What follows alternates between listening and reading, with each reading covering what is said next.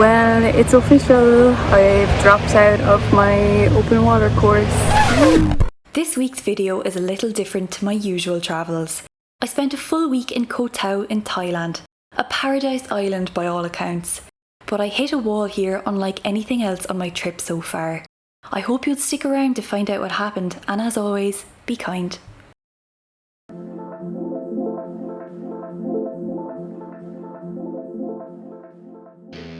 I took a night bus from Bangkok and a ferry to Koh Tao from Chumpon in southern Thailand. I had heard nothing but good reviews about this island, and I was beyond excited to discover it for myself. I spent the first day relaxing, exploring the main part of the island on foot. Koh Tao is truly idyllic. I did some hiking and snorkeling the following day, climbing to the John Suan viewpoint and taking a scooter to some of the island's other highlights.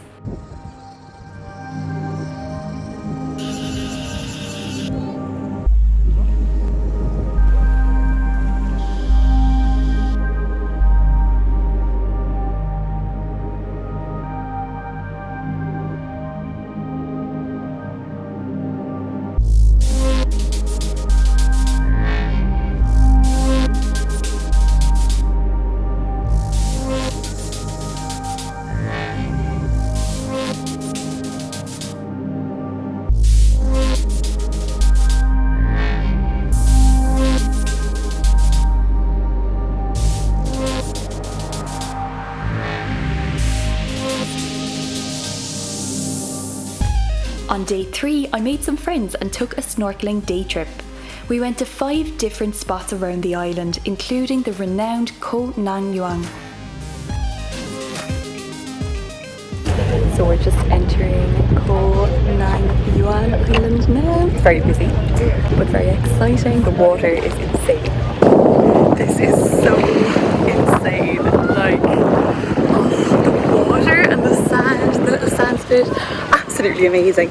I really want to jump in the sea, but the first thing I want to do is go up to the very popular viewpoint because it gets really busy, and I'll go for a snorkel after. So I've left the hike to the viewpoint because the wait is supposedly an hour, so it just came to a standstill. We only have 2 hours here, so I'm not bothered with that. I'm going snorkeling.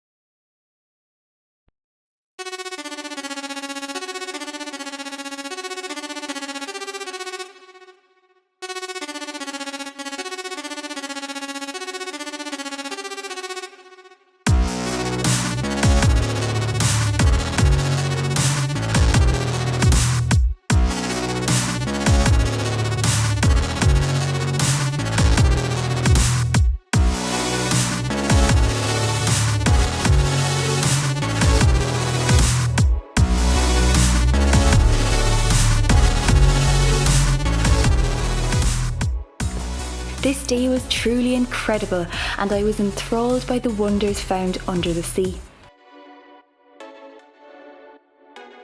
Something had been niggling at me in the back of my mind since I first arrived to Koh Tao. You see, the island is one of the best and cheapest spots in the world to go scuba diving. It had been something that was loosely in my travel plans before I had even left Ireland, but I hadn't made up my mind either way. It's difficult to escape the advertising done by dive schools on Koh Tao. It's everywhere. Something I had been lacking for a while too on my travels was a sense of camaraderie. 5 months in, and I was craving it.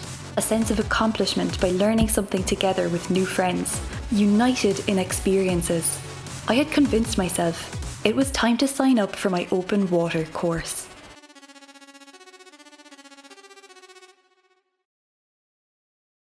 So, one of the main reasons that Koh Tao was on my list is because it's a premium place in the world for scuba diving. Now, I love the thought of scuba diving, I love being in the water, love the freedom of it. It's really cool seeing, you know, how much of our world is actually underwater and we don't generally get to see. But because of just general anxiety, a bit of claustrophobia, it terrifies the life out of me. It's something that I've wanted to do for the last few years, but I've always put it off for one reason or another. And actually coming here to Koh Tao, I thought, well, you know, it's not really in the budget this time around. I'll do some snorkeling, and you know, and I did. The snorkeling was amazing, but there are so many dive schools here, and some of them have really good deals actually. This one that I'm at now has a really good deal, and I just thought, stop putting it off. Face your fears, be terrified, do it anyway. Learn a new skill, be uncomfortable, just do it. So tomorrow morning I'm starting my open water course, which is 3 days long. I'm nervous right now, I've been anxious all day, but now that I've actually arrived at the resort that I'm doing it at, I feel reassured already just by being here, by knowing, okay, this is where it's going to happen. The anxiety is something that has prohibited a lot of different activities in my life, and I don't want to allow it to do that anymore. This is something that I'm interested in trying. I don't know if I like it or not, I hope I will, but at least I can say that I've tried. And once you have this certification, you can use it anywhere in the world. So, you know, seeing as I will be traveling to a few other countries, I'm really excited to just see what kind of opportunities this brings. So I guess this is my long roundabout way of saying face your fears and do it anyway.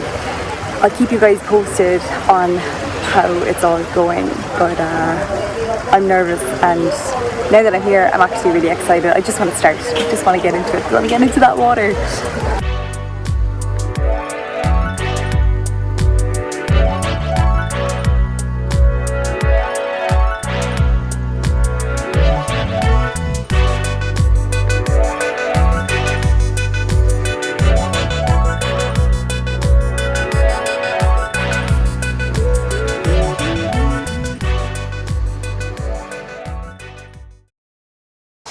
Today's the day. So we're starting our diving class in about 15 minutes. Just going for a little walk along the beach first, just to calm me down, calm any nervous energy that I have. But I'm more excited now than anything because I just trust the process and I trust the experts that they know what they're doing. And yeah, knowledge is power. Looking forward to learning a little bit more about how to actually do it, the theory of it. Here we go.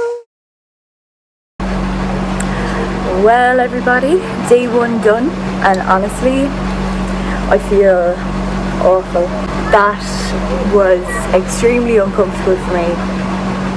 Everything that I hoped wouldn't happen happened. I panicked, I felt anxious, extremely anxious a couple of times under the water, and my fight or flight kicked in and I was like, I have to get out of this, I have to. And this was only in the pool.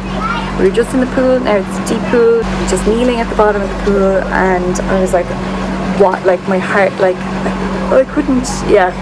So we did all the exercises, barely got through them. I found them very tough. The first few, fine, I was fine at the start. I went in with a really good mindset this morning, theory was great. First few we did in the shallow part of the pool, I felt great. I was like, okay, we're doing one thing at a time. And the second we descended, I'm actually still not right.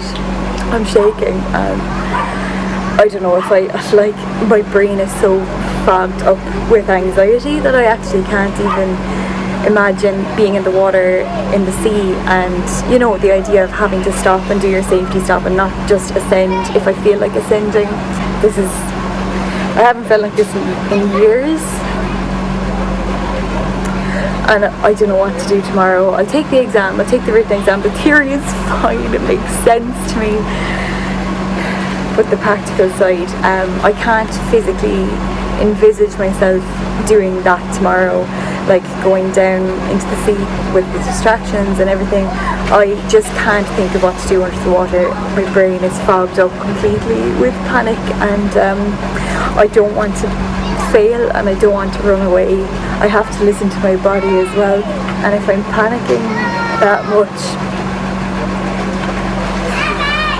that can't be good for it. I mean, I'll sleep on it. I don't need to decide right now what I'm going to do, but honestly day one felt just the second half, just the last part in the pool, I couldn't do it. I had to ascend twice because I thought I was going to have a panic attack, and I kind of did. Like my heart, the adrenaline, my hands are shaking still like an hour later. That was extremely challenging. I don't want to put anyone off, you know, just if you do suffer from anxiety and you want to try something new.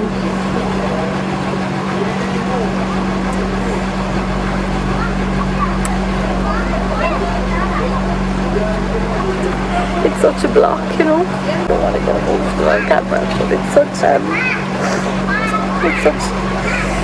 block. It was in my everyday life, and now it's just coming back, and it's quite triggering. And I really just wanted to relax and enjoy this experience, and I don't know if I can. This is so challenging for me, but I'm going to sleep on it and see how I feel tomorrow and go out on the boat and see. But I don't want to waste anyone's time. I don't know if I can do this. Good morning. It's the next day, and yeah, I think I've mentally checked out, to be honest. I can't seem to focus on anything. I'm still trying to learn the theory for an exam this morning, and I'm just like, why? I don't think I can get back in that water. Yeah, I didn't sleep well at all last night, and I think that all the anxiety has actually triggered my asthma. Like, I actually feel very caught this morning, don't feel well at all for a number of reasons, and I know I shouldn't just give up before even getting into the water, like the ocean, which is what I wanted to do. I cannot see myself, like, I would feel way better at the moment. It's just too overwhelming. It's like beyond my limits. I think at the moment I would just feel so much better just staying here.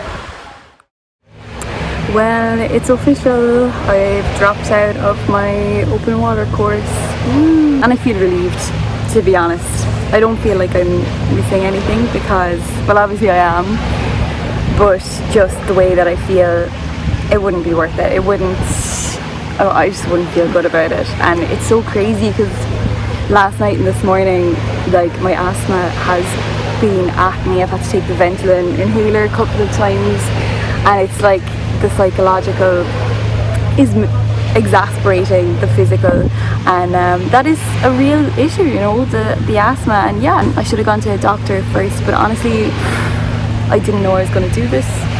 I would have liked to, but I wasn't sure if I felt able. I didn't know until I got here, and it just seemed like the right thing. My asthma was under control. I discussed it with the instructors here, and they said, you know, that it should be fine, but it's brought on just the breathing with the regulator. It's brought on past fears or past traumas of not being able to breathe during asthma attacks, which makes me anxious, which makes me breathe worse. And it's such a simple thing, you know. It's something that we take for granted, is breathing, and it's when you really focus on your breathing and notice it that much that it can either be very meditative or anxiety inducing. And for me now, my chest is tight, I'm coughing. It's not good, and it's been under control for a long time, so it's, yeah, the psychological is affecting the physical, and I just know that it's not a good idea to go under the water. So this has taken a bit of a turn, this video, but when I decided to do it, I thought, okay, it's something a little bit inspirational, you know, face your fears and do it anyway. And I felt so confident in that, you know, I suppose cautiously optimistic, but confident at the same time that you can have this discomfort and do it anyway. And I think this proves, for me anyway, that that's just not always true, because you have your comfort zone, you have out of your comfort zone. And something we learned in teacher training college is that in between there you have something called the ZPD, which is the zone of proximal development. So that's how you extend your comfort zone, is by trying things that are slightly out of your comfort zone. But if you're trying something out here that's completely too much, you don't learn anything, you just lose your confidence. And I thought that diving was in my ZPD. It's not. It's task overload, it's overwhelming for me. And with the asthma, it's a no-go. I don't want to discourage people from doing things, but I mean, I think you have to be realistic with yourself in terms of your expectations and your own limits. And of course you can exceed those, but it has to be in that CPD. And if you're not ready, you're not ready. I don't know what the moral of the story is, but just know yourself, know your limits, trust your body, trust your instincts. I don't know if there's anything that you guys at all can take away from this. Let me know in the comments. Be kind, please, because this is challenging for me, and I'm learning a lot about myself as I go through this process with solo travel in general, especially at 30. You know, you already have kind of preconceived notions of the world, you already have a very well established comfort zone, and to extend that at all and to put yourself in new situations constantly is a challenge as it is. And when you're dealing with anxiety and any other health issues, it just makes it a little bit harder again. Sorry that this is kind of a different type of content, but I think it's important to see the reality when traveling. It's not always amazing, and it's not always what you expect it to be. So yeah, hopefully the next experience will be a little bit more positive, and until then, I'll see you in the next place.